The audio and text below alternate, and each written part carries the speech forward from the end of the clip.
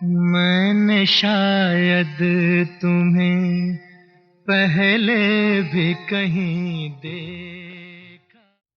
नमस्कार दोस्तों, आज के ई ब्लास्ट टॉकिंग ट्यूसडे में हम फिर से स्वागत करते हैं आज हमारे एलएलआरएम की चौपाल और एलएलआरएम की यादें सीरीज में।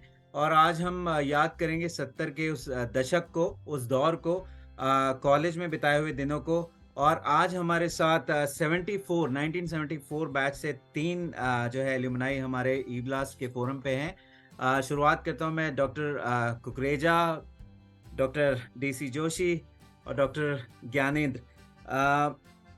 और इनमें से एक बड़ी मज़ेदार बात है कि डॉक्टर डीसी जोशी जो है ब्रदर इन लॉ हैं मेरे। और आज मुझे बेहद खुशी हो रही है कि एज ए एल्यूमनाई जो है मैं इंटरव्यू कर पा रहा हूँ इस फोरम पे, और आप तीनों आए तो हम लोग उस 70 के दशक को याद करते हैं आज। और पहले तो आप सबका बहुत बहुत स्वागत है ई ब्लास्ट के इस फोरम में। के लिए सबसे पहले शुभकामनाएं हैं। अब डॉक्टर ज्ञानेंद्र से शुरू करते हैं। ओएसए 2023 के लिए हार्दिक शुभकामनाएं डॉक्टर नितिन भट्ट और पूरी टीम के लिए। और मैं अपने सभी साथियों से और सभी जो लोग एलएलआरएम मेडिकल कॉलेज मेरठ से पास आउट हैं, उन एलएलआरएम के एलमनाई हैं, उन सभी से ये अपील करता हूं कि वो अधिक से अधिक संख्या में 25 दिसंबर 2023 को ओएसए का ये फंक्शन अटेंड करें। और इस बार खास बात यह है कि दोबारा से ये फंक्शन कॉलेज के ही लॉन्स में, LLRM medical college administrative block के सामने जो लॉन्स हैं जिनमें हमेशा होता आया है, वहीं पे ही आयोजित होने जा रहा है।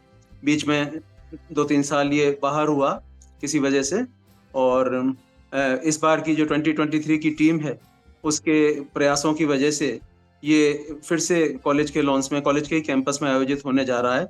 और ये बहुत ही सुंदर है क्योंकि पिछले बार भी मैंने पिछला भी अटेंड किया था जो ला फ्लोरा उसमें हुआ था रिजॉर्ट्स में। तो कई लोगों ने मुझसे कहा कि अच्छा तो कॉलेज के कैंपस में ही लगता था, ये कई लोगों ने बोला मुझसे। तो टीम 2023 को बहुत बहुत बधाई कि आप फिर से इसको कैंपस में आयोजित करने जा रहे हैं। मैं फिर से अपने सभी साथियों से और सभी एलएलआरएम मेडिकल कॉलेज से पास आउट लोगों से ये अपील करना चाहता हूं कि अधिक से अधिक संख्या में इस साल का जो ओएसए का फंक्शन है दिसंबर 25, 2023 को अधिक से अधिक संख्या में अटेंड करें। Thank you. और चाहूँगा एक एक करके आप लोग अगर अपना जो है थोड़ी जर्नी जो है हमारे सारे एल्यूमनाइज को जो है बताएं तो बड़ा मज़ा आएगा। तो डॉक्टर कुकरेजा से शुरू करते हैं और फिर डॉक्टर दिनेश जोशी की तरफ चलते हैं, फिर आएंगे हम डॉक्टर ज्ञानेंद्र कुमार की तरफ। तो डॉक्टर कुकरेजा, मैं चाहूँगा कि आप एक छोटी सी जर्नी जो है अपनी बताएं, कॉलेज से लेके अब तक कहाँ हैं आप, क्या कर रहे हैं। देखिए, मेरी जर्नी जो है वो स्टार्ट हुई थी पहाड़गंज से। हम पहाड़गंज में रहते थे, वहाँ पर डीएवी स्कूल से हमने किया हायर सेकेंडरी के बाद वहाँ पर हमें प्री मेडिकल होता था, उसमें एडमिशन नहीं मिला। उसकी वजह से मुझे आना पड़ा मोदी नगर।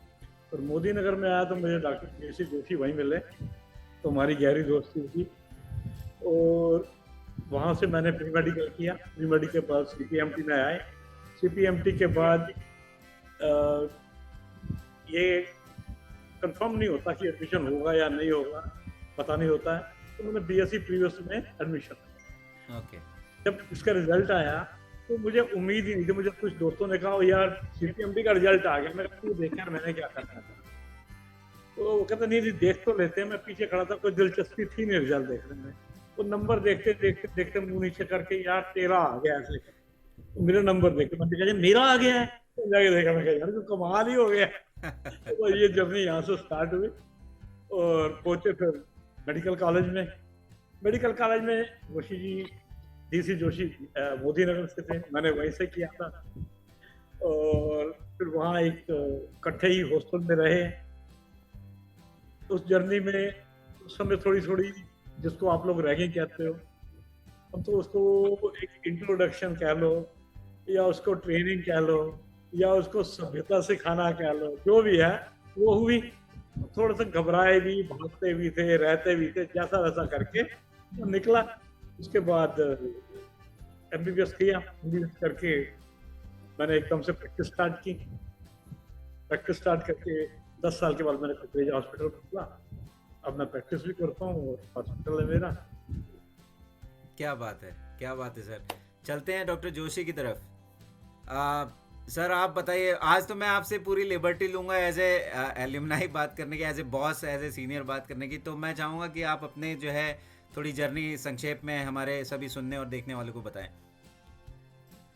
जमाना दरअसल है 70 का दशक जो था, उस समय MBBS में सेलेक्ट होना एक बहुत बड़ी बात मानी जाती है, क्योंकि पूरे उत्तर प्रदेश में 7 मेडिकल कॉलेज हुआ करते थे और मुझे ये भी नहीं पता था कि कौन सा मेडिकल कॉलेज अच्छा है, कौन सा बुरा है। जबकि मेरे बड़े ब्रदर प्रोफेसर थे, लेकिन क्योंकि वो हार्ट साइड से थे और हमारे पूरे परिवार में कोई डॉक्टर नहीं, तो उन्होंने कहा जो सबसे नज़दीक है वो सबसे अच्छा होगा। तो मैंने एक स्केल लेकर के वो नाप की कि भाई मेरठ सबसे पहले आता है, आगरा उसके बाद आता है, फिर आता है और लास्ट में गोरखपुर आता है। मुझे यही नहीं पता था कहाँ सिलेक्शन होगा और क्या चीज़ अच्छी होगी, तो मुझे मेरठ मेडिकल कॉलेज मिल गया। तो बड़ी खुशी की बात थी कि घर के बिल्कुल पास ही मिल गया वो तो। लेकिन जब वहाँ गए तो ये समझ में नहीं आ रहा था कि हम क्या बनने जा रहे हैं, समझ, क्योंकि डॉक्टर जब पता ही नहीं था हमें कि डॉक्टर होता क्या है। और वहाँ जा करके जब उन्होंने डॉक्टर साहब पहले दिन से कहना शुरू कर दिया कि डॉक्टर साहब मुर्गा बन जाओ, तो यार ये तो बड़ी एक समस्या वाली बात हो गई कि डॉक्टर साहब यहाँ आए हुए और मुर्गा बनने की बात चल रही है। 70 का दशक वो चीज़ थी कि जो सीनियर थे वो कहते थे कि you are born gazetted officer. मैं कहा ये कैसा गेस्टेड ऑफिसर है जो पैदाइशी गेस्टेड है। तो वो मतलब एक बहुत बड़ी उससे देखा जाता था, बल्कि हमारे परिवार में तो डॉक्टर दूर दूर तक कोई नहीं, पहला ही डॉक्टर था। और MBBS करने के दौरान हम लोगों को डबल मार पड़ी। डबल मार ये पड़ी कि एक तो 1973 के जो सीनियर्स थे उन्हें हमें मारा बहुत ज़्यादा, कस के मारा, और जब बदला लेने की बात आई तो 1975 में इमरजेंसी लग गई और वो जूनियरों ने हमको मरवाया बहुत ज़्यादा, तो हम दोनों तरफ से पिटे। उसके बाद किसी तरीके से ये यात्रा पूरी की, मरते मराते MBBS पूरी की। सोचा तो ये था कि उसके बाद कुछ करने की जरूरत ना पड़े, और हम वहाँ से लिटरली भाग आए और सर्विस ज्वाइन कर ली। सर्विस करते करते करीब 40 साल नौकरी की। मैं डायरेक्टर CGHS भी बना। उसके बाद जो नया नेशनल मेडिकल कमीशन बनाया उसमें सीनियर एडवाइजर भी बना, और मुझे कई मौक़ों पर काफ़ी अच्छा लगा जब मुझे भारतीय मेडिकल यूनिवर्सिटी में चीफ गेस्ट की हैसियत से कन्वोकेशन में बुलाया था। और उसी तरह से अपने कॉलेज में एक हमारा OSA हुआ था, तो OSA में भी मुझे चीफ गेस्ट की तरह से बुलाया था। तो ये मौके ऐसे थे कि जब मुझे लगा कि हाँ, मेडिकल कॉलेज ने मुझे बहुत कुछ दिया। कई लोगों का मुझे भरपूर प्यार मिला, मेरे जूनियर और सीनियरों का तो ये है कि मैं सैंडविच था दोनों तरफ से, तो सैंडविच के अंदर वो जो बीच वाले हिस्से का जो प्यार होता होगा वो मुझे मिला, कोई शक नहीं है। दोस्त मेरे गजब के थे, मतलब मेरे दोस्त ही मेरा जीवन है। दरअसल ये जो 3 मूर्तियां खड़ी हैं, यही हम लोग हर परेशानी में हम लोग साथ रहे, हर अच्छी चीज में भी हम लोग साथ रहे। और अभी भी कोई दर्द होता है तो सबसे पहले इन्हीं की सूरत याद आती है कि इनको याद किया जाए, शायद हमारा काम हो जाए। उसके बाद भी भगवान है, और भी 2-4 और अच्छे क्लोज फ्रेंड्स हैं, लेकिन 3 लोग हम हमेशा साथ। बढ़िया। अभी मुझे लगता है हमारे पास बहुत सारी चीज़ें जो हैं, किस्से जो है निकल के आने वाले हैं। डॉक्टर ज्ञानेंद्र की तरफ चलते हैं। बॉस, आप अपनी जर्नी थोड़ा सा संक्षेप में बताएं तो हम सबको पता चले आप कहाँ हैं अभी। जैसा कि मेरे दोनों साथियों ने बताया, दोनों परम मित्रों ने बताया, 1974 में हम लोगों ने एडमिशन लिया LLRM मेडिकल कॉलेज मेरठ में। न्यू जूनियर बॉयज हॉस्टल तब तक बना नहीं था, तो हम लोगों को ना अपने प्रोफेसर्स और रीडर्स के फ्लैट में रखाया गया। कुछ लोगों को ये SBBP हॉस्पिटल के सुपरिंटेंडेंट फ्लैट उसमें रुका गया। हम तीनों जो है P13 में रहे। एक बराबर में P13 होता था, professors, P for professors. P12 में रहे कुछ स्टूडेंट्स, और कुछ लोग रीडर्स फ्लैट जो है वो 4 फ्लैट थे अपने एक साथ जुड़े हुए, उनमें रहे। और कुछ स्टूडेंट्स जो है वो सुपरिंटेंडेंट SBBP हॉस्पिटल उसमें रहे। और क्या हुआ कि बहुत शॉर्ट में बताऊंगा कि इस तरह से P13 और P12 वाले हम लोग तो नॉन अलाइंड कंट्रीज होते हैं ना, जैसे उस तरह से रहे, और जो रीडर्स फ्लैट में रहे वो उनका ग्रुप RR ग्रुप कहलाया, ओके और वो आज 49 साल बाद भी वो ग्रुप यथावत मेंटेन्ड है।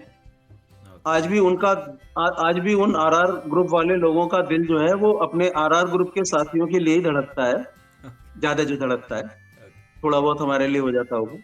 और जो SR ग्रुप कहलाया, सुपरिंटेंडेंट SBBP हॉस्पिटल, उसमें जो रहे वो SR ग्रुप कहलाया।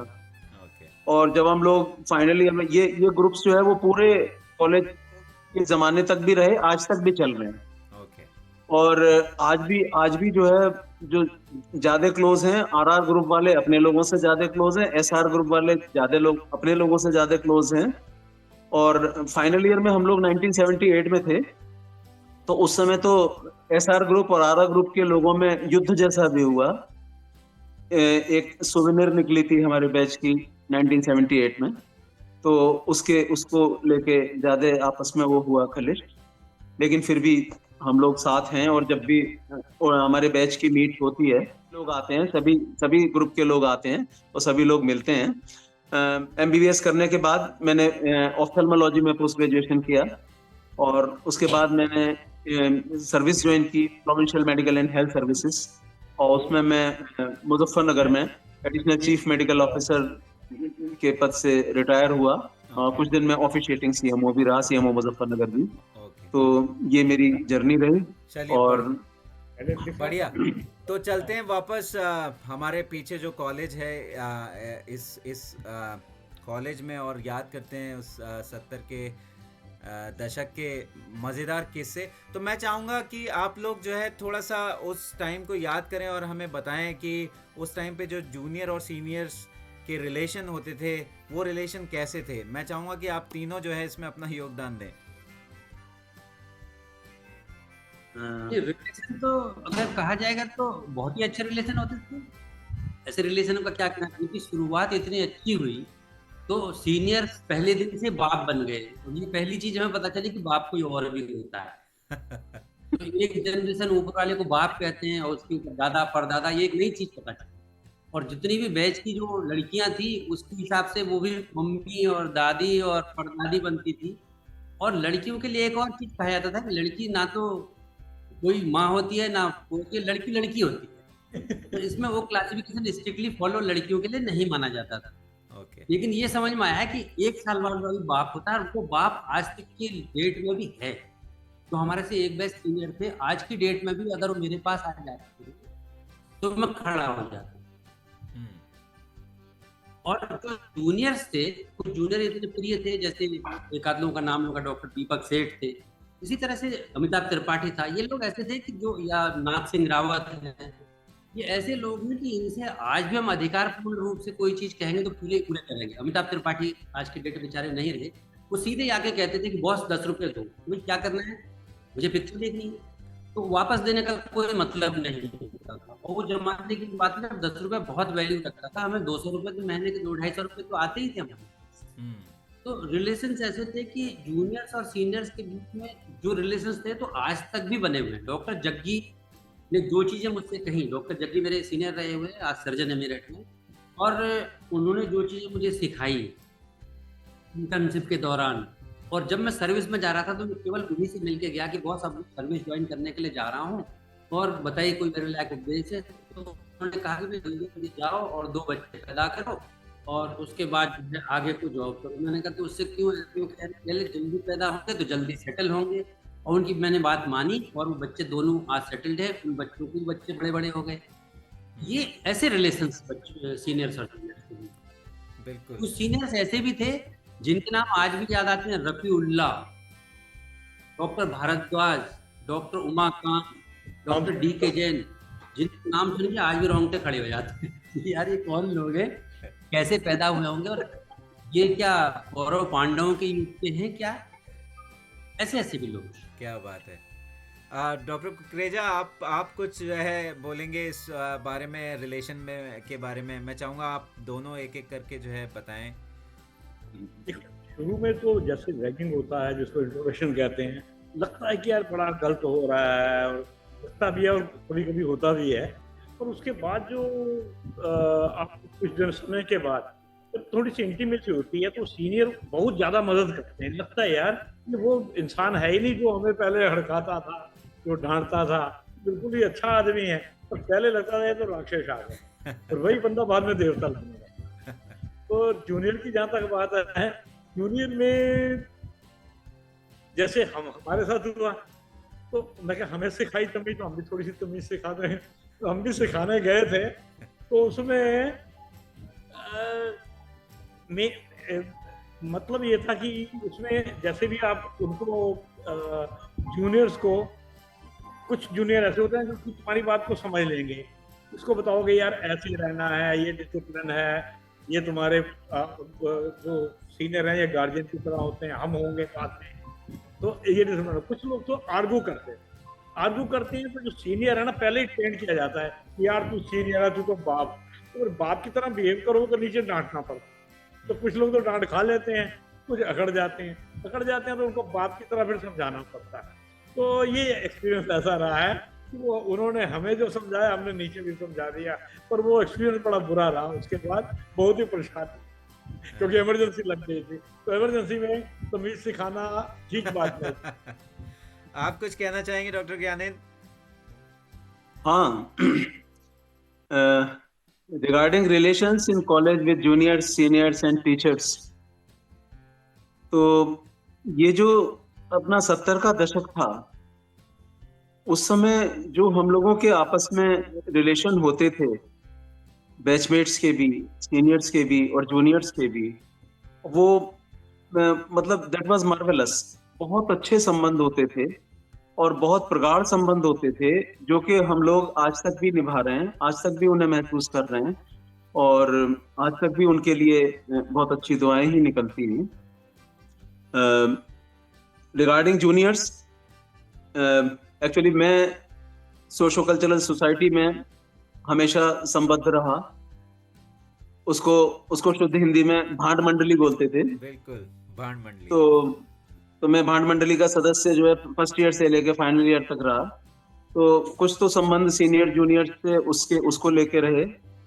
उसके बाद में फर्स्ट ईयर से लेके फाइनल ईयर तक कॉलेज की हॉकी की, इस वजह से 1975 जो हमारे से जस्ट जूनियर बैच था, तो उसमें डॉक्टर अम्बेश पंवार ये क्रिकेटर हुआ करते थे, और दीपक सेठ socio cultural society, Kamalkant Goyal, he was very good singer, he is very good singer, doctor Jagjit Singh Batra, he is also singer, Amitabh Tripathi संगीत कंपनी था, ये सब में अपने इसका प्लेस वगैरह में ज्यादा रोल रहता था जो होते थे। रवि महाजन प्लेस में भी रहता था, और he was a singer too. Doctor Arun एलेंस, unfortunately he is no more, son of Professor G.P. Allens, ophthalmologist. He was very close to me when I was doing post-graduation in ophthalmology. Sunil Narang, the famous surgeon in Delhi, he was also housey when I was doing post-graduation in ophthalmology.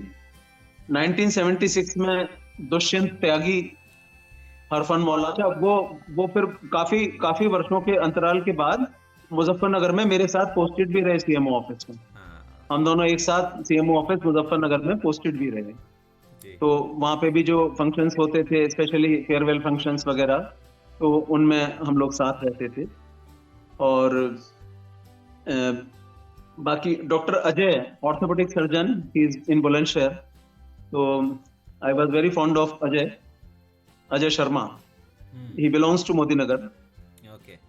He is practicing as an orthopedic surgeon in Bulandshahr, and a very good human being, a very good junior, a favorite junior. Regarding seniors,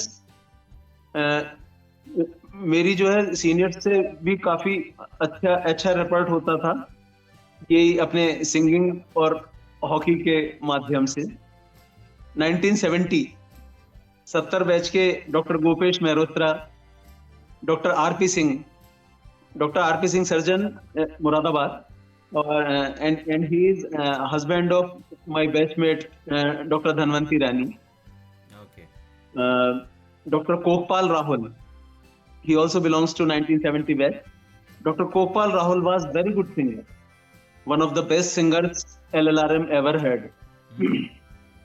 1972 doctor Yashvi Singh Sirohi ophthalmology में MS किया तो department के कारण। Doctor Rakesh Kumar ophthalmology में MS किया। Doctor Gopesh Mehrotra भी साथ में थे। ये फर्स्ट बैच के जो अपने कॉलेज में ऑप्थेल्मोलॉजी में फर्स्ट बैच में जिन्होंने एमएस किया वो डॉक्टर गोपेश मेहरोत्रा, डॉक्टर सिरोही और डॉक्टर राकेश कुमार थे। ओके। तो इनमें से doctor Sirohi, doctor Rakesh Kumar 72 batch के थे। और डॉक्टर अजय अग्रवाल, ये हमारे फेवरेट सीनियर होते थे। Doctor Ajay Agarwal is surgeon at Meerut. 1973 हमारा से इमीडिएट सीनियर बैच, इसमें doctor Anil Agarwal, he is radiologist at Meerut. Doctor Sudhir Chaudhary, paediatrician at Roorkee, and he is husband of my batchmate Madhulika. Doctor Bharat Bhushan Sardana, a very good human being. He is MD medicine physician at Meerut. Dr. Alok Sheshmani. Dr. Alok Sheshmani was very good singer, and he was also one of the best singer LLRM Medical College ever had. उनका भी नाम सुना है काफी हमने। Then Dr. CPS Rathore, although he was a day scholar, but yet he was favorite senior. Boss आपकी list तो बड़ी जबरदस्त और बड़ी लंबी है। एक्चुअली मैं नितिन में थोड़ा सा पंचायती होता था और ये जो हम कर रहे हैं ये भी अपने चौपाल ही चल रही है ना। हाँ बिल्कुल। और चौपाल में पंचायत ही होती है तो इसलिए विभिन्न कारणों से सीनियर्स और जूनियर्स से काफी रहा। नहीं, बढ़िया, और बढ़िया अभी भी क्या है कि मेरे लिए फ्रेंड्स जो है वो बहुत बहुत बहुत इम्पोर्टेंट है।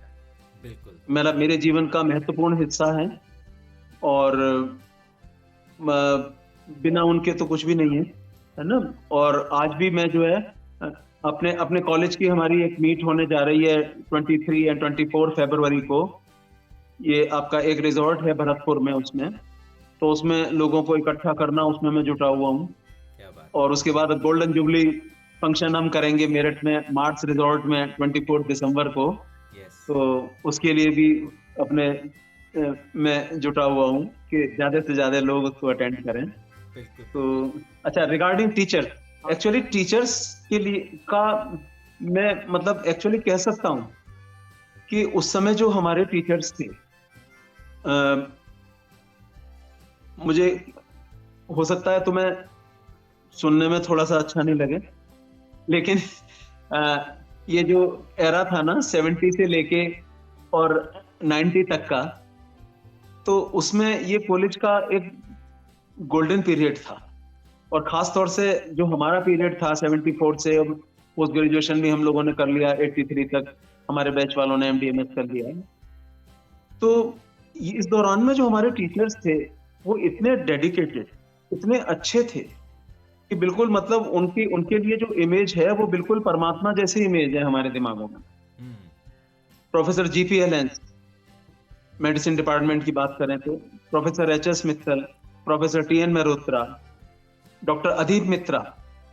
सर्जरी की बात करें तो professor RL Gupta, doctor RD Srivastava, doctor VB Bhatnagar और बाकी सभी और भी डिपार्टमेंट्स में जो हमारे टीचर्स थे वो मतलब इतने डेडिकेटेड थे अपने काम के प्रति और हम लोगों के प्रति और हम लोगों के भविष्य के प्रति, कि जैसा जोशी ने बोला कि आज भी अब तो उनमें से बहुत सारे लोगों का देहांत हो चुका है, लेकिन अभी भी जो अगर कोई मिलते हैं, कहीं भी मिलते हैं, तो उनको जो है उनके पैर छूने और उनका पैर छू के आशीर्वाद लेने का मन करता है।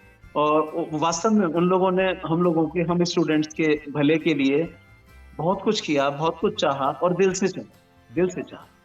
बहुत ही अच्छे टीचर्स। नहीं, उस दौर के टीचर्स तो वाकई कमाल के थे। मैं चाहूंगा कि अगर आप लोगों के पास टीचर से जुड़े कोई किस्से हों, आप तीनों जो है शेयर प्लीज कीजिए हम लोगों से। कुछ किस्से तो हैं मेरे पास भी।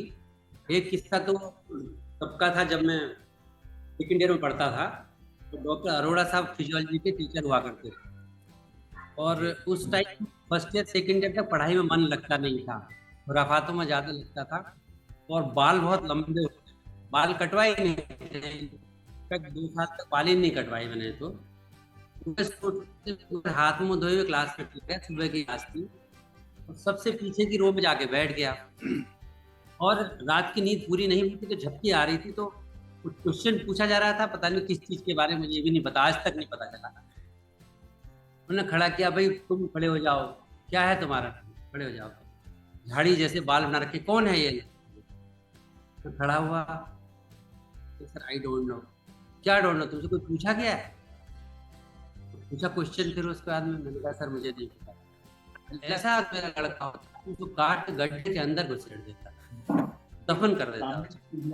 बट दूसरा टीचर का किस्सा मुझे आता है, डॉक्टर एलियंस का। एलियंस का क्या हुआ था कि उस टाइम पे जब मेरी मैरिज हुई, तो मैरिज होने में, क्योंकि मैं इंटेंसिव थेरेपी वार्ड में पोस्टेड था, और सीधे ही वहाँ हनीमून के लिए हम लोग मसूरी चले गए। अब मसूरी चले गए तो 1 हफ्ते के लिए छुट्टी लेके गए थे, तो ममता ने कहा कि भाई छुट्टी थोड़ी बढ़ जाती तो कैसे रहता, ठीक रहता। मैंने कहा यार छुट्टी कैसे बढ़ाई, 1 हफ्ते की छुट्टी मिली है और बढ़ा दी तो पता नहीं वो क्या सोचेंगे। तो कहने लगे कि मैं जो है टेलीग्राम कर देती हूँ ऊपर, अपनी तरफ से टेलीग्राम कर देती हूँ। तो टेलीग्राम किया हमने मसूरी के पोस्ट ऑफिस से कि husband fallen sick, extend leave. यार 7 दिन का हस्बैंड अभी बीमार हो गया है, और उसके बाद में उसकी छुट्टी बढ़ाने को अब वो टेलीग्राम भी साला लाया, वो इंटेंसिव थेरेपी वार्ड में, सबकी वो क्लास चल रही है, उस टाइम पे वार्ड राउंड हो रहा था, तो उन्होंने वो दिखाया, और दिखाने के बाद क्या हुआ कि जो है टेलीग्राम, देखो पढ़ो क्या है, रेजिडेंट जो थे, पता नहीं डॉक्टर सौंधी थे या कौन थे, टेलीग्राम पढ़ा, sir husband fallen sick, extend leave, Mamta Joshi. ये क्या बात है? इसीलिए मैं कहता हूँ अपने रेजिडेंट से, अपने हाउस फिजिशियन से कि मैरिज मत करो, और इस पीरियड में मैरिज मत करो। ये क्या तमाशा है, बताओ। नेगी भी था, नेगी भी हमारे साथ हाउस फिजिशियन था, तुम बताओ क्या ऐसे करना चाहिए टेलीग्राम? तो उसने अपना इंप्रेशन बनाने के लिए कहा नहीं सर बिल्कुल नहीं करना चाहिए। फिर हंसते बोले अरे अब नहीं करेंगे तो कब करेंगे? तो ये टीचर्स की बात उस टाइम पर रहती थी। क्या बात है। और तो ऐसे कोई एक और मेरे पास था किस्सा प्रोफेसर रोशन लाल गुप्ता का। तो मैं सोच रहा था कि पढ़ने में थोड़ी मेहनत करी, क्योंकि फाइनल ईयर का था, और उसके बाद फिर पीजी करने की बात आती थी। तो एक कार्सिनोमा ब्रेस्ट की पेशेंट थी, और हम लोगों की चल रही थी वार्ड में, और जानी और हरविंदर ये सब हम लोग एक ही बैच में हुआ करते थे। तो उसके बाद में जो है मैंने जब देखा कि वो एक्सिलरी लिम्फ नोड बड़े हुए हैं, उन्होंने प्रैक्टिस में पेशेंट देखा अच्छी तरह से होगा, उन्हें पता था कि कोई नहीं बड़े हुए क्योंकि इसकी मेटास्टेसिस नहीं हुई है, और मैंने बड़े हुए बता दिए थे तो बड़ी गड़बड़ हो गई। तो फिर उन्होंने खुद टच करके देखा कि 1 आध दिन में बढ़ तो नहीं गए, तो कहने लगे probably he has super tactile fingers. Sensation. यार मतलब पढ़ने का कोई फायदा हुआ नहीं, लग रहा है ऐसे बेकार है। Okay. और ऐसे ही एक किस्सा क्या हुआ कि हम लोग चारों अपना इंप्रेशन बनाने के लिए, और हम केवल 4 थे कि, और उसमें से गायब इंप्रेशन बनाने के लिए गए हुए थे कि हम लोग बहुत अच्छे स्टूडेंट हैं और फर्स्ट प्रोफेशनल पास होने के चक्कर में लगे हुए हैं, तो कहीं कोई लीडर प्रोफेसर आकर के हमें देख लेता तो हमारा भी कुछ जुगाड़ हो जाता। तो इतने में डॉक्टर उल्ला घूमते हम पे आगे, हमने कहा चलो भाई हमारी चांदी हो गई, अब हमारा काम बन गया। उन दिनों क्या था कि एग्जाम नजदीक आ रहे थे, सारे बच्चे जो है नदार के हॉस्टल में पढ़ने में लगे थे। तो तुम लोग यहाँ क्या कर रहे? हमने कहा सर वो डिसेक्शन रिवाइज कर रहे हैं। हॉस्टल में जाके पढ़ो, यहाँ क्या ऐसा ना लगे, जिस टाइम पढ़ना होता है उस टाइम पढ़ोगे नहीं, और अब वहाँ जाकर के हम कहीं तो अपना टाइम बर्बाद करते हो। मैंने लिखा कि यार हमारा तो हर काम उल्टा ही जा। तो ये कुछ किस्से थे इस तरीके के कि जिसमें कि टीचर्स से, मतलब जब हम अच्छा करना चाह रहे हैं तब भी अच्छा नहीं हो पा रहा था, कुछ समय समय की बातें थी, और कुछ लोग जो अच्छा नहीं कर रहे थे उनकी वो बुराई भी अच्छाई में बदल जा रही थी। तो ये वक्त की बातें होती। एक बहुत इंटरेस्टिंग किस्सा नितिन ध्यान आ गया मुझे जी। मैं उसको सुनाना चाहूंगा। बिल्कुल बिल्कुल। ये हमारे हम तीनों तो हम और चौथे डॉक्टर विपिन कुमार जैन आजकल देहरादून में प्राइवेट प्रैक्टिशनर हैं, हम चारों की तो चौकड़ी होती थी। साथ में डॉक्टर LMS नेगी देहरादून में हैं पीडियाट्रिशियन, तो वो भी हमारे बहुत ही क्लोज होते थे हम लोगों के। तो नेगी से पता नहीं कैसे मेरी शक्ल मिलती थी। कई बार जो है बहुत सारे सीनियर्स जो है वो जैसे क्रॉस होते थे ना, डल्लू की दुकान से हॉस्टल आ रहे हैं या हॉस्टल से डल्लू की दुकान पे जा रहे हैं, तो जो क्रॉस होते थे तो मुझसे कह देते थे कि और नेगी क्या हालचाल है, और मैं कह भी देता था कि हाँ ठीक है। मैं जानता था कि ये हमें कुंभ के मेले में बिछड़े हुए भाई मानते हैं, है ना। एक बहुत मजेदार किस्सा हुआ।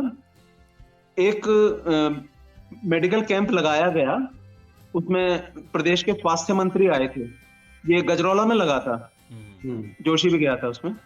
तो हम लोग इंटर्नशिप में थे और अभी भाषणबाजी हो रही थी, अपने मंत्री जी भाषण दे रहे थे, किसी और ने भी देना था।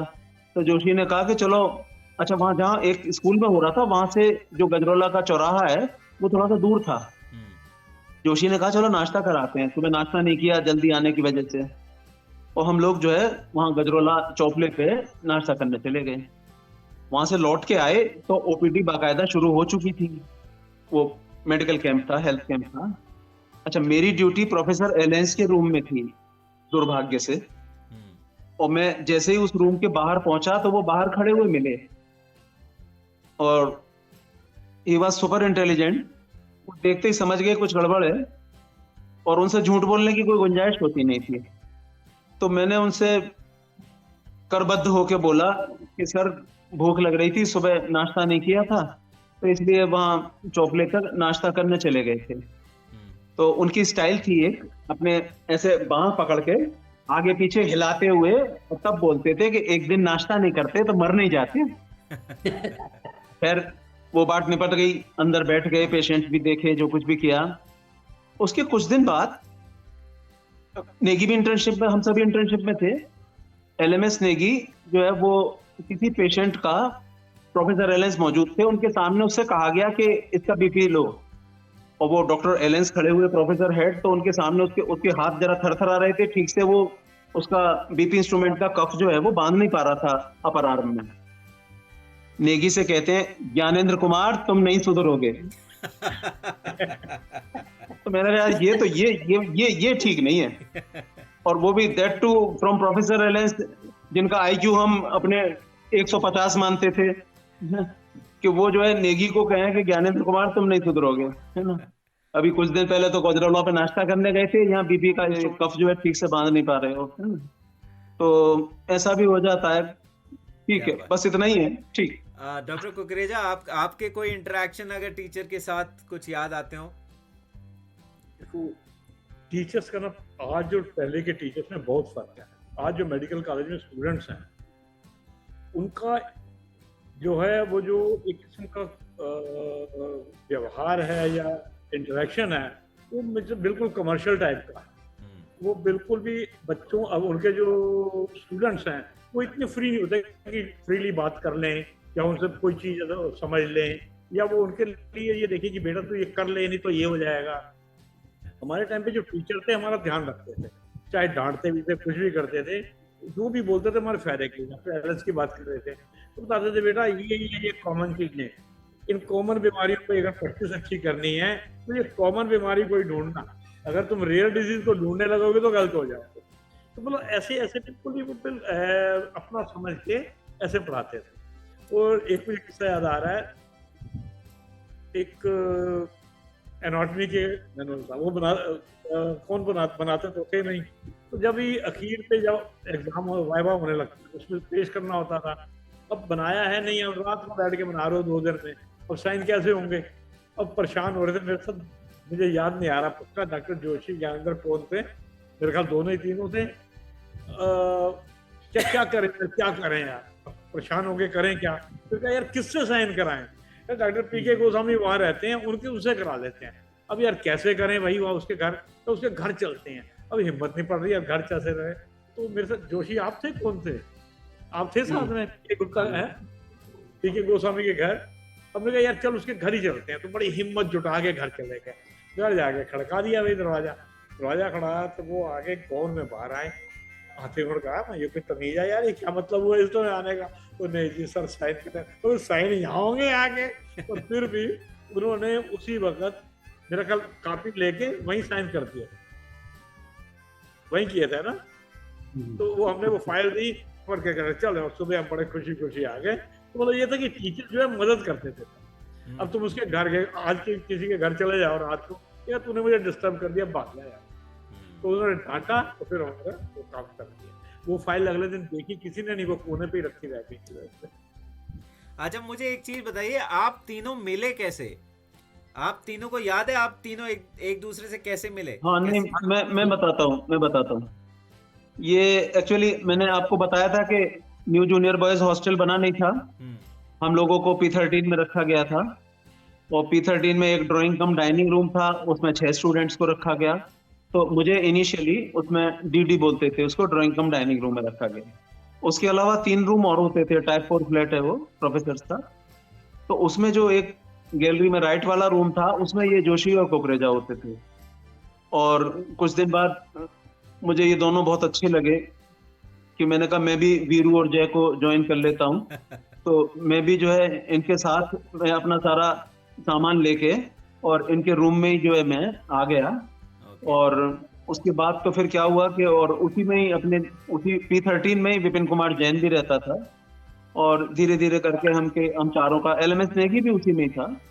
तो हम लोगों का अच्छा क्लोज बन गया। फिर तो खास तौर से मैं, जोशी, कुकरेजा और विपिन कुमार जैन, हम लोग हमने पूरे 5 साल सारी मूवी एक साथ देखी हैं और सभी महानता के काम एक साथ ही किए हैं हम लोगों ने। अच्छा कोई किस्सा जो है, कोई हॉस्टल का कोई किस्सा याद आता हो, ये महानतम जो आप बता रहे हैं, ये इसका कुछ किस्सा अगर आप बताएं तो मजा है। हम लोग सेकंड ईयर में थे, न्यू जूनियर बॉयज हॉस्टल में सबसे पहले रहने वाले हम ही थे। न्यू जूनियर बॉयज हॉस्टल जब नया बन के तैयार हुआ था तो सबसे पहले हम ही शिफ्ट हुए। उसके बाद जब नया बैच आ गया 75 का, तो वो लोग आए थे। तो वहां हॉस्टल में उस समय एक मेस कॉन्ट्रैक्टर था, शर्मा जी थे। शर्मा जी मेस चलाया करते थे और हम लोग जो है वहां पे उस मेस में खाते थे, ब्रेकफास्ट भी करते थे, बीच बीच में भी चले जाते थे, कभी केक खाना, चाय पीना, कुछ भी करना।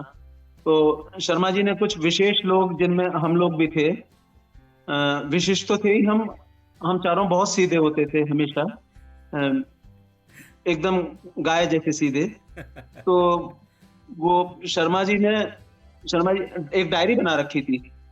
तो उसमें जो हमने खाया पिया उसको डायरी में लिख दिया करते थे। कुछ दिन बाद हमें लगा कि यार, जैसे हम पूछते थे कि भाई हाँ भाई कितना हुआ हमारा, हम चारों का हिसाब एक साथ होता था कि हमारा कितना हुआ। तो हमें ऐसा लगा कि जितना हम होना चाहिए उससे थोड़ा सा ज्यादा बता रहे हैं शर्मा जी, कुछ गड़बड़ कर रहे हैं। तो मैंने शर्मा जी से ऐसे ही बोला कि शर्मा जी लगता है मुझे कभी कभी मैं हॉस्टल की मेस में उनकी मिसेज भी आती थी, कभी कभी, रेयरली। मैंने कहा शर्मा जी लगता है मुझे जो है भाभी जी को आपके जो एक्स्ट्रा मैरिटल अफेयर है ना उसके बारे में बताना पड़ेगा। अच्छा, मैंने तुक्का लगाया था, ऐसा हमें कुछ नहीं पता था, और लेकिन वो सही बैठा। अरे शर्मा जी की तो एकदम वही बदल गई। बोले अरे डॉक्टर साहब कैसी बातें करते हैं आप लोग, जो खाना हो वो खाइए, जब पेमेंट करना हो तब कर दीजिएगा, आप क्यों परेशान होते हैं।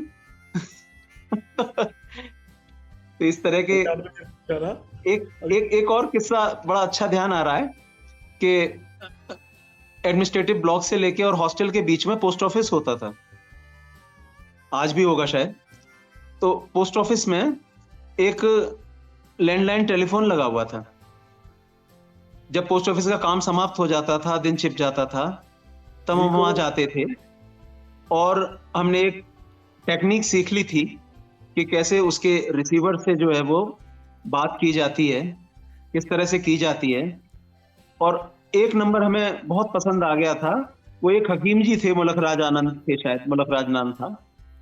तो उनको वो मिलाया फोन, फोन मिलाने के बाद जो भी मिलाता था, मैं मिला हूँ, जोशी मिला है, कुकरेजा मिला है, जैन मिला है, कुछ देर तो हम बड़े आदर से बात करते थे कि हकीम जी आदाब या हकीम जी नमस्कार और कैसे हैं, क्या हैं। थोड़ी देर बाद हम अपनी औकात पे आ जाते थे और अपने जो थोड़ी गालियां भी शुरू हो जाती थी। अच्छा, वो भी पूरा पक्का था, वो हकीम भी पूरा पक्का था। वो ये नहीं कि उसको फोन को काट दे, जब तक हम जुटे रहते थे तब तक वो भी जवाब देता रहता था लगा। तो इसलिए वो एक अच्छा एंटरटेनमेंट था और हम लोग भी पूरे पक्के थे, तो काफी आनंद आता था उसमें। ऐसा करना नहीं चाहिए वैसे, लेकिन ठीक है, वो जो भी था, उम्र थी। देखो फोन बंद और कैसे होता था? कुकरेजा कुछ सुनाना चाहोगे? एक हॉस्टल का फोन था ना, बंद कैसे करते थे हम? ये बोलते थे ना, वज्रदंती वज्रदंती वीको वज्रदंती, तो उसका वही हाँ, नहीं, वो खास बात ये थी कि वो ऐसा नहीं कि फोन को काट दे कि साहब ये जो अभद्र बातें बोल रहे हैं तो वो काट दे, वो भी जुटा रहता था। वो भी बहुत बढ़िया बढ़िया जवाब देता था हमें, उस जिले में सुना नहीं सकता। ये हमसे ज्यादा बढ़िया, हमसे ज्यादा बढ़िया। हमसे और ज्यादा बढ़िया जवाब देता था। आप कुछ कह रहे थे डॉक्टर जोशी? हाँ, मैं ये कह रहा था कि ये जो हॉस्टल से कुछ दिनों ऐसा भी हुआ था कि जब हमें हॉस्टल की मेस के बजाय बाहर का खाना ज्यादा अच्छा लगने लगा। तो एक बिल्लू था, सरदार जी का वो था ढाबा, तो काके और बिल्लू का ढाबा। काके और बिल्लू 2 जने थे वो। तो अब उसमें कुछ हम लोगों ने देखा कि इसके बाहर जो कुत्तों की जनसंख्या कम हो रही है धीरे धीरे। पहले बहुत कुत्ते होते थे, धीरे धीरे घटने लगे वो। तो हमने उससे पूछा, बिल्लू एक बात बता, ऐसा तो नहीं कि तू कुत्ते काट के हमें खिला रहा हो? हाथ जोड़ के बोला, साहब जी, बाबू जी, अब आपसे क्या झूठ बोलूं, आपको मैंने आज तक नहीं खिलाया। ये तो कमिट कर लिया कि अच्छा, उसे ये भी पता था कि ये लोग जो है ना, इनसे झूठ बोलने से कोई फायदा नहीं, क्योंकि इतने शरीफ लोग हैं, इनसे अगर झूठ बोलेंगे तो ये कुछ बुरा ना मान जाए। तो इसलिए जो है उसने साफ कह दिया कि साहब आपको नहीं खिलाया, लेकिन हमें पक्का शक हो गया कि भाई इसने कुछ गड़बड़ तो की है। दूसरे खाने की बात ध्यान आती है मुझे, एक आगरा का टूर दोनों का लगा था साइकेट्री के टाइम। पहले साइकेट्री मेडिकल कॉलेज में नहीं होता था, तो 10 दिन के लिए पागल खाने भेजे जाते थे आगरा के डॉक्टर लोग, 2 हफ्ते के लिए, 2 वीक्स। अच्छा, वो बड़ा कठिन प्रोग्राम था, क्योंकि जैसे ही घर से हम लोग छुट्टियों वापस आए तो अचानक से ऐलान हुआ कि कल से आपको आगरा जाना है। उनमें से 2 लोगों के पास घर से पैसे नहीं आए हुए थे और 2 लोगों के पास पैसे थे, ज्ञानेंद्र के पास और विपिन जैन के पास शायद पैसे थे, विपिन जैन के पास, और हरविंदर हमें पैसे नहीं लाए थे। तो हम लोगों ने ये कहा कि भाई जैसे तैसे हम जुगाड़ करेंगे, काम करेंगे। तो पहले दिन तो हम लोग अपना आगरा गए, तो बड़े अय्यासी से हम फर्स्ट क्लास टूरिस्ट लॉज में रखे, 200 रुपए का किराया था। और वो पहले दिन की तो 1 महीने की तनख्वाह थी, मुझसे हो गई। अब क्या करें, अगले दिन से फिर हमने सोचा कि भाई कोई ढाबा हवा देखा जाए, फिर जहाँ रहा जाए। एक जैन धर्मशाला थी, तो जैन धर्मशाला में विपिन जैन चूंकि दिगंबर जैन है तो पक्का जैन है, तो हमने उसके नाम से जैन धर्मशाला बुक कराया कि हमें एक चारपाई चाहिए ऊपर रहने के लिए, एक कमरा। और जैन विपिन कुमार जैन है, 8 आने रोज का किराया था उसका। अब पहले विपिन कुमार जैन की एंट्री हो रही है, थोड़ी देर बाद ज्ञानेंद्र कुमार जा रहा है, तीसरे नंबर पर भी मैं जा रहा हूँ। अब लेकिन हरविंदर सिंह को तो सरदार वो कैसे जाए? अच्छा, जैनों का ही धर्मशाला था, तो इसको हम लाते थे रात के टाइम, शाम के टाइम आता था, तो और ये भी रह जाता था। चारों के चारों एक कमरे में सोते थे रात को। तो बाद में सुबह उसके मुंशी ने बताया हमको कैसे कि भाई आपके साथ सरदार आता है, वो आता हुआ दिखाई देता है, जाता नहीं, क्या बात है? वो हमने कहा एक्चुअल में वो मिलने के लिए आता है, उनका कुछ बीमार है और हम लोग यहाँ ट्रेनिंग के दिखाने के लिए आते हैं, उनको भेज देते हैं सुबह। तो इस तरह से करके हमने काम चलाया। अच्छा, खाने का कैसे करते? सिवाय पेठे की कोई चीज खाना अलाउड नहीं थी आगरा में, केवल पेठा खाया जाए, पैसे थे नहीं। तो एक आदमी जैसे माना हरविंदर ने कहा कि यार चिकन खाने का मन कर रहा, तो दूसरा कहता था मेरा मूड नहीं कर रहा। तो चारों की सहमति होना जरूरी था। लास्ट में सहमति 2 चीजों पर बनती थी, या तो केले खाने या पेठा खाना। उस तरह से हमने पूरे 2 हफ्ते निकाल दिए। वो भी एक टाइप था जो याद आता है कि यार हाँ, ये कितना गोल्डन पीरियड था। जो हम लोगों ने कठिन समय बड़ी मस्ती के साथ निकाल दिया। क्या बात। एक किस्सा क्लिनिकल उसका ध्यान आ रहा है। ये ऑर्थोपेडिक्स की क्लिनिक थी और डॉक्टर एनसी गुप्ता उस समय रीडर होते थे, डॉक्टर मोहिंद्रा उस समय प्रोफेसर हेड होते थे ऑर्थोपेडिक्स के, और ग्राउंड फ्लोर पे ही होता था ऑर्थोपेडिक्स का ओपीडी भी और ओटीबी दोनों उस समय ग्राउंड फ्लोर पे होते थे। हॉस्पिटल में एंटर करते ही राइट साइड को जो विंग है उसमें होते थे। और 12 लोगों का हमारा बैच था, उसमें मैं भी था, जोशी भी था, और फ्लैट फुट पढ़ा रहे थे professor NC Gupta, doctor NC Gupta. तो उन्होंने ये कहा कि आप जो 12 लोग हैं ना, आप में से भी कुछ लोगों के फ्लैट फुट होंगे, अपने अपने शूज और सॉक्स उतारो और दिखाओ। किनारे से लेफ्ट साइड से उन्होंने शुरू किया। जोशी का नंबर शायद 7वें 8वें नंबर पे हो रहा हो, 8वें नंबर पे। पहले के उसने शूज उतरवाए, देखे, दूसरे का देखा, तीसरे का। जैसे जैसे जोशी का नंबर आता गया, इसके दिल की धड़कनें बहुत बहुत बढ़ती चली गई। कारण क्या था कि शूज तो पहने हुए थे, लेकिन अंदर जो मोजे पहने हुए थे उनमें से एक मोजा जो है उसका पूरा जो तला था, तलुआ था, वो पूरा गायब था, पूरा पूरा फटा हुआ था। तो वो इसको ये था कि अगर मेरा नंबर आ गया, और एमसी गुप्ता ने देख लिया, वो वैसे ही लहीम शहीम बहुत होते थे, 100 किलो के होते थे पूरे, तो वो तो जो है बुरा हाल कर देंगे, है ना। तो लेकिन परमात्मा ने लाज रखी और 6ठे नंबर के बाद ही उन्होंने कहा बस ठीक है, देख लिए, मैंने आपको बता दिया कि देखो, उनमें से एक आध के निकल आया था फ्लैट फुट जो है, कि ये काफी कॉमन है, और तो जाको राखे साइया मार सके ना कोई, ठीक।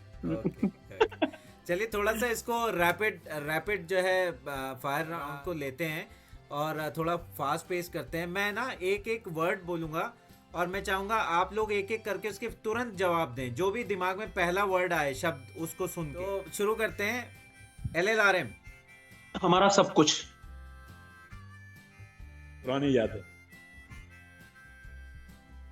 LLRM के नाम से मुझे तो अपना जीवन याद आता है। क्या बात है। Okay, next question. 74 batch. I think a very dynamic और लवेबल और बहुत ही अच्छा बैच, जिसमें बहुत ही अच्छे इंसान थे, जोशी जैसे, कुकरेजा जैसे, क्या बात। और भी विपिन जैन जैसे, LMS नेगी जैसे, बहुत ही प्यारा बैच। 74 बैच में ही असल में हमें पता लगा कि दोस्ती क्या होती है। हम जब पांचों मिले, वो दोस्ती सबसे स्टार्ट हुई और अब तक कायम। क्या बात है। ट्रांजिशन हो रहा था पुराने से नए की तरफ। ओके, अगला क्वेश्चन। Lecture theatre. फटाफट जवाब देना है, फटाफट। नॉलेज। ओके। चटने की जगह back benches. Okay okay. Professional exam. Nightmare. Okay. Terror. बिल्कुल गलत। अच्छा, होने नहीं चाहिए। ओके। बेगम ब्रिज। तफरी की जगह। Beauties of Meerut. ओके। जवानी में घूमने की जगह। क्या बात है। Boys hostel. जल्दी जल्दी जवाब दीजिए। Boys hostel. किसी काम का नहीं। ओके। सुधार गृह। पीने की शुरुआत। पीने की शुरुआत। क्या बात है। Girls hostel. जन्नत। इसके लिए तो एक लाइन बोलनी पड़ेगी पूरी। बोलिए बोलिए। चांद को क्या मालूम चाहता है उसे कोई चकोर, हो चांद को क्या मालूम चाहता है उसे कोई चकोर। क्या बात है। गलत फहमी पालने की जगह। Okay. Dulloo. The most important meeting point. Okay. चाय। चाय। चाय। ओके, अब देखते हैं आपकी मेमोरी थोड़ी टेस्ट करते हैं। आपको अपने अपने रोल नंबर याद हैं कॉलेज के? मैं तो फेल हो जाऊंगा भाई, मत पूछो ये। 52। ओके, आपको? नहीं यार। नहीं याद। आपको doctor Joshi? 54। Hostel room number? G4। G5, senior boys hostel G5। Okay, अच्छा आप लोगों को अपने अगल बगल के नेबर्स याद हैं कौन थे हॉस्टल में? एक हाँ, हीरालाल मेरे गुप्ता, राइट साइड में डीसी जोशी, सामने जो ढांड, ये कुमार विपिन कुमार जैन और सुनील ढांड और कुकरेजा और ढांड, वो ये विपिन कुमार जैन, कुकरेजा, ओके सुनील ढांड, कुकरेजा, विपिन कुमार जैन। ओके मेरे दूसरे बीके बंसल। ओके, अच्छा आप लोग बताइए डीएच की टेबल में कौन कौन लोग थे आपके, याद है आप लोगों को? हाँ, डीसी जोशी, दिनेश चंद्र अग्रवाल, दिनेश कुमार और आपके धनवंती रानी, धनवंती रानी, हरिओम तरैया ओके और बंसल भी था, एक लड़का चक्कर आ गया था इसको। नहीं, वो दिनेश कुमार था जो दिनेश स्टूल कुमार? पे चक्कर आ गया था, गिर गया था पहले दिन, दिनेश कुमार। अगला सवाल बड़ा इंपॉर्टेंट सवाल, देखते हैं आप इसका जवाब क्या देते हैं। आपके टाइम में ब्यूटी लिस्ट टॉपर कौन थी? Renu Gupta, she is in USA nowadays. Okay, क्या बात है, आपको पूरी जानकारी है। देखो, ब्यूटी लिस्ट का इन दोनों से भी तो पूछो, सबकी चॉइस अलग अलग हाँ, होती ये है। भी बात सही है। रेनू रस्तोगी नहीं, थी आप ना? दोनों ने तो एक से बोली। डॉक्टर कुकरेजा, आपकी कौन थी? Arvind Kaur. Okay, Arvind Kaur left medical college after first prof. जो मौलाना आजाद चली गई थी। जी जी जी जी। Okay okay, funny batchmate? अरे जोशी का भी तो पूछो। नहीं, उन्होंने रेनू बताया ना, रस्तोगी। रेनू रस्तोगी। हाँ, ठीक ठीक ठीक। Funny batchmate? तुंगवीर सिंह आर्य। अच्छा अब तो प्रोफेसर है। ओके, आप दिलदार बैचमेट? डीसी जोशी। जोशी को कहूंगा, ज्ञानेंद्र को। क्या बात है, क्या बात। Daring batchmate? Again DC Joshi and Kukreja. क्या बात है। अच्छा, talented female batchmate? Renu Rastogi. Okay, strict teacher of your time? Vajpayee. Doctor Vajpayee, anatomy वाले? Doctor SC Gupta, head of the department, anatomy department. Okay, professor Roshanlal Gupta. Surgery? हाँ, okay okay. Friendly teacher? Professor Mitra, doctor Adeep Mitra. Okay, अच्छा एक एक करके हम लोगों को आपके टैलेंट जो है जानने हैं, हिडन टैलेंट जो किसी को पता नहीं है अभी तक, मतलब नोन टैलेंट नहीं, हिडन टैलेंट। आपसे शुरू करते हैं doctor Joshi. Photography. Okay, doctor Kukreja? Singing. क्या बात है। डॉक्टर ज्ञानेंद्र? हॉकी। हॉकी?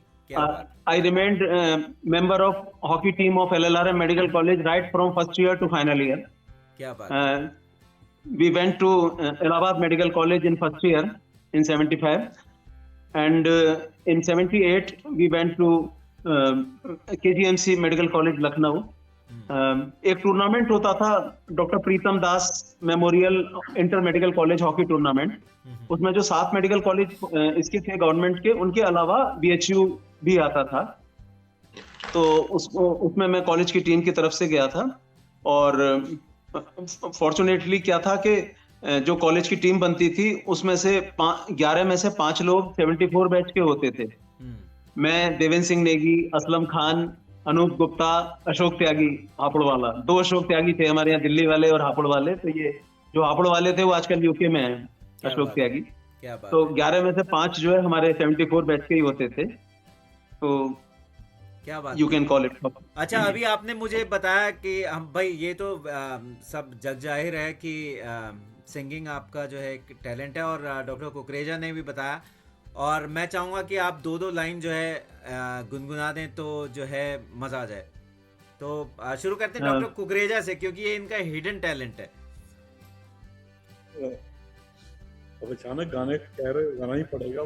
मैंने शायद तुम्हें पहले भी कहीं देखा है, मैंने शायद तुम्हें अजनबी सी हो मगर गैर नहीं लगती हो, जहन से भी जो हो नाजुक वो यकीन लगती हो। हाय ये फूल सा चेहरा ये घनेरी जुल्फे, मेरे शेरों से भी तुम मुझको हंसी लगती हो। क्या बात है भाई, ये टैलेंट तो हिडन नहीं रहना चाहिए, ये टैलेंट हिडन नहीं रहना चाहिए बिल्कुल भी, है ना। बहुत बढ़िया, मजा आ गया। ऐसा भी नहीं है कि वो दिखाया जाए सरेआम। बढ़िया बढ़िया। डॉक्टर ज्ञानेंद्र, 2 लाइन आपकी तरफ से भी हो जाएं, फिर हम अगले सवाल की तरफ चलते हैं। मैं 2 लाइन से थोड़ा सा अधिक समय लेना चाहूंगा। बिल्कुल बिल्कुल। गीत से पहले कुछ पंक्तियां अर्ज हैं। किसी से मेरी मंजिल का पता पाया नहीं जाता, जहां मैं हूं फरिश्तों से वहां आया नहीं जाता, मेरे टूटे हुए पाए तलब का मुझ पे एहसान है, तुम्हारे दर से उठ के अब कहीं जाया नहीं जाता, चमन तुमसे इबारत है, बहारें तुमसे हैं जिंदा, तुम्हारे सामने फूलों से मुरझाया नहीं जाता, हर एक दागे तमन्ना को सीने से लगाता हूं कि घर आई हुई दौलत को ठुकराया नहीं जाता, मोहब्बत के लिए कुछ खास दिल मखसूस होते हैं, ये वो नगमा है जो हर साज पे गाया नहीं जाता, ये वो नगमा है जो हर साज पे गाया नहीं जाता। और अब गीत की कुछ पंक्तियां। ओ माझी रे, ओ माझी रे, अपना किनारा नदिया की धारा है, ओ माझी रे, साहिलों पे बहने वाले कभी सुना तो होगा कहीं हो, कागजों की कश्तियों का कहीं किनारा होता नहीं, ओ माझी रे, माझी रे, कोई किनारा जो किनारे से ले हो, अपना किनारा है, ओ माझी रे, अपना किनारा नदिया की धारा है, नदिया की धारा है, नदिया की धारा है। क्या बात है, क्या बात है, मजा आ गया। और हम लोग जो है अब अंतिम पड़ाव में पहुंच चुके हैं। मैं चाहूँगा एक एक करके आप लोग जो हमारी ई ब्लास्ट जो हमने विजन दिया है, हमने बेसिकली हमारे टाइम की एक मैगजीन होती थी ब्लास्ट, उसको हमने इलेक्ट्रॉनिक फोरम में कन्वर्ट किया है। और मेरे ख्याल ये LLRM की हिस्ट्री में पहली बार ऐसा हो रहा है कि हम लोग सारे सीनियर्स टीचर्स को एक फोरम पे लेके आ रहे हैं, उनसे बात कर रहे हैं, इंटरव्यूज़ कर रहे हैं, बेसिकली नेटवर्किंग को जो है हम इन्हांस कर रहे हैं। और हम लोगों ने अपनी वेबसाइट भी जो है बनाई है, जो कि लॉन्च होने वाली है, और उसमें हम लोग डायरेक्टरी भी जो है निकाल रहे हैं सारे 66 बैच से लेके प्रेजेंट 2022 बैच तक के लोगों की। और मैं चाहूँगा कि अगर इस फोरम से आप लोग अपने बैचमेट से या अपने इमीडिएट सीनियर जूनियर से अपील करें कि ई ब्लास्ट LLRM से लोग जुड़ें, तो मेरे ख्याल ये जो है हमारी कनेक्टिविटी को एनहांस करने में जो है काफ़ी हेल्प करेगी। तो मैं चाहूँगा डॉक्टर जोशी से शुरुआत करते हैं कि एक अपील हो जाए जोरदार सारे एल्यूमनाइज से। मेरी तरफ से और पूरे अपने 1974 बैच की तरफ से सभी लोगों से अपील करता हूं कि अब तक के जितने भी एलुमनाई हैं जब से कॉलेज की स्थापना हुई है और वर्तमान समय तक जितने भी लोग इससे जुड़े हुए हैं, जो अपने आप को ये मानते हैं कि वो एलआरएम मेडिकल कॉलेज से पढ़े हुए हैं, तो उन सभी से मेरी अपील है कि वो कृपया इस ई-ब्लास्ट से जुड़ें और इसको सफल बनाएं। धन्यवाद। डॉक्टर कुकरेजा। ये एक बहुत महत्वपूर्ण कार्य है जो किया जा रहा है। ये इसके माध्यम से आप सबको, जितने भी हमारे एलआरआर मेडिकल कॉलेज के जितने भी पास आउट हैं, इनको एक साधन मिलेगा आप एक दूसरे को जानने का, मिलने का। तो मैं भी अपील ही करूँगा कि सारे इसमें जितने से ज़्यादा पार्टिसिपेट कर सकते हैं उसमें। Thank you. क्या बात। डॉक्टर ज्ञानेंद्र, एक Uh, बढ़िया सी सुरीली I appeal all my batchmates, my seniors and my juniors of LLRM Medical College Meerut to connect with eBlast. eBlast का YouTube चैनल भी है अपना, और उस पे हमारे सीनियर्स और हमारे बैचमेट्स और हमारे जूनियर्स उनके इंटरव्यू अपलोडेड हैं, और मैंने उनमें से कुछ इंटरव्यू देखे हैं, जैसे डॉक्टर हर्षवर्धन का, और हमारे जूनियर बैच में जो मुजफ्फरनगर में हैं, हमारे उस समय के जो हमारे जूनियर बैच के बेस्ट सिंगर थे, उनका इंटरव्यू हमने देखा हुआ है। और हमारे बैचमेट्स उसको देखेंगे तो उससे जुड़ेंगे और कॉलेज की सुनहरी यादें जो है उन्हें फिर से ताज़ा होंगी। और मैं साथ में ये भी अपील करता हूँ कि जो OSA 2023 25 दिसंबर को इस साल होने जा रहा है, तो उसमें उसको भी अधिक से अधिक संख्या में सारे alumni whosoever has passed from LLRM Medical College, they should come on 25th December this year, 25th December 2023, and this time it is being held in the lawns in front of administrative block of LLRM Medical College again. ये बहुत अच्छा किया है 98 batch की जो team है पूरी, उन्होंने ये बहुत अच्छा काम किया है। तो मैं सबसे अपील करता हूँ जूनियर से, अपने बैचमेट से भी, सीनियर से भी, कि 25 दिसंबर को OSA का फंक्शन भी अधिक से अधिक संख्या में अटेंड करें। क्या बात है। डॉक्टर कुकरेजा और डॉक्टर जोशी, मैं चाहूँगा आप एक एक करके अपील कर दें OSA 2023 में लोगों को आने के लिए। हाँ, हर साल जैसे 25 दिसंबर को होता है ये फंक्शन OSA का, इस साल भी 2023 में ये बैच करेगा इसमें, और 2024 में हम लोग भी करेंगे। तो हमारी पूरी उम्मीद रहेगी और पूरी रिक्वेस्ट भी रहेगी सभी लोगों से कि 2023 में ज़्यादा से ज़्यादा लोग उसमें पार्टिसिपेट करें। और चूँकि कई सालों के गैप के बाद कॉलेज फिर से शुरू हो रहा है, तो हमारे लिए सौभाग्य की बात है। तो मेरी तरफ से सभी जूनियर से, सीनियर से, अपने बैच वालों से ये अपील रहेगी कि ज़्यादा से ज़्यादा लोग 25 दिसंबर 2023 और उससे पहले जो कार्यक्रम इनका किया जा रहा है उस कार्यक्रम में शामिल हों और इसको सफल करें।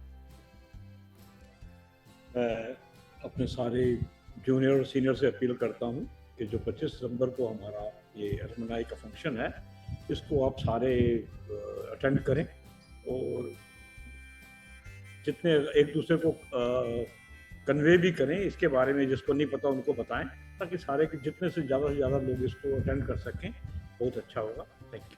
तो हमारा जो है जो सफ़र था LLRM का 70 के दशक का, वो अब जो है समाप्ति की तरफ है। मैं पूरी eBlast टीम की तरफ से आप तीनों का जो है बहुत बहुत धन्यवाद अदा करता हूँ कि आप आज आए, अपना टाइम दिया, और हम लोगों को बहुत मज़ा आया उस टाइम की। हमने काफ़ी सारी जो है किस्से हमने जो है शेयर किए, और पूरे 98 बैच की तरफ से आप लोगों को बहुत बहुत धन्यवाद।